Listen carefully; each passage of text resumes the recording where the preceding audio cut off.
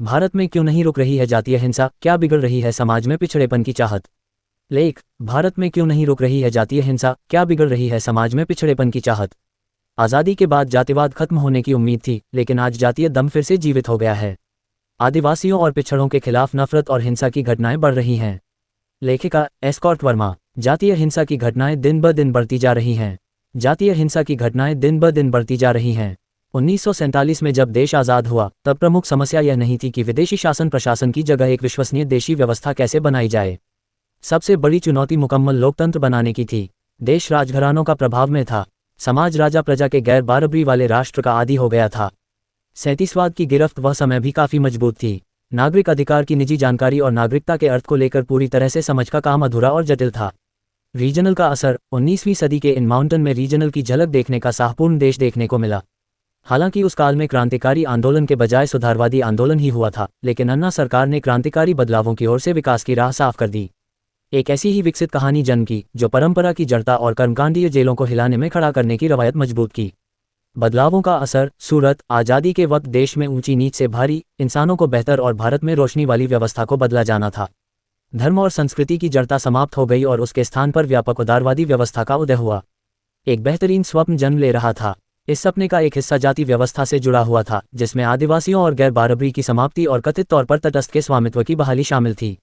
आंख की शर्म, इस सपने को जल्द से जल्द पूरा करने को लेकर उस समय की सत्यता के प्रयास में कमी ढूंढी जा सकती है।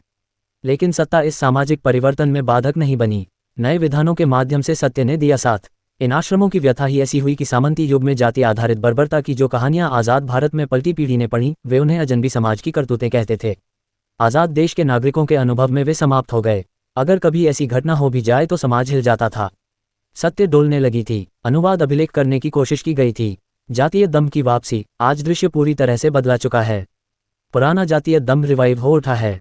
जाति आधारित नफरत, हिंसा और अपमान की घटनाओं में कुछ प्राचीनों में जो उभरे हैं और इन घटनाओं में दरिंदगी के जो बेहद शर्मनाक तरीके इस्तेमाल किए गए हैं, वे दिल दहलाने वाले हैं। अपराधियों के साथ बलात्कार के अलावा उनके शरीर के साथ पाशविकता, पुरुषों को कोड़े, जूतों, बेल्ट या लोहे की चेन से मारना, गालियां देना और टुकड़े टुकड़े करना, सिर मुंडा के कुचलना इत्यादि।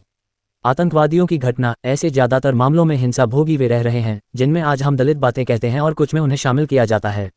वृत्तचित्रों की श्रृंखला की नवीनतम कड़ी यूक्रेन यूपी में हुई वह घटना है, जिसमें एक पिछवाड़ेवाचक का सिर मुंडा कर कहा गया था, क्योंकि वह किसी ब्राह्मण बहुल क्षेत्र से न्योता की कथा सुनाने आया था। प्रश्न ही प्रश्न यह है कि इस हिंसक, विध्वंसक और बेखौफ सार्वजनिक हिंसा का जन्म कहाँ से हो रहा है। हमारी आवाज़ रुंध क्यों सामने आती है। वे लोग जो रात दिन देश प्रेम का राग अलापते अलपते अपने कंठ सुजा लेते हैं और शक्ति संपन्न ओहदों पर भी बैठे हैं, ये सब नहीं देख रहे हैं, और देख रहे हैं तो इसे मनाने का उपाय नहीं कर रहे हैं। जो इन रसायनों पर व्यथित हैं और बिखरे हुए हैं, उन्हें क्यों सजाते हैं। लोकतंत्र का भविष्य, हमारा लोकतंत्र डेमोक्रेसी गहन चिकित्सा कक्ष स्टॉकआउट में क्या है। एक ऐसा पीला पड़ गया पत्ता बन गया भुगतान जो बस दाल से लटका है, अब गिरा अब गिरा। 19वीं सदी के हमारे स्वर्णिम काल और उनके उपजी स्वप्न की अंत्येष्टि कर देने का समय आ गया है, और अंतिम शोक गीत लेखन ही आज हमारी नियति है।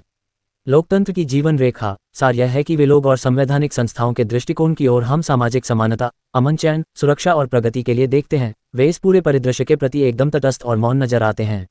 यह मौन न केवल देशघातक है, भीड़तंत्र की जीवन रेखा भी बन रही है। यह मौन न केवल देशघातक है, भीड़तंत्र की जीवन रेखा भी बन रही है।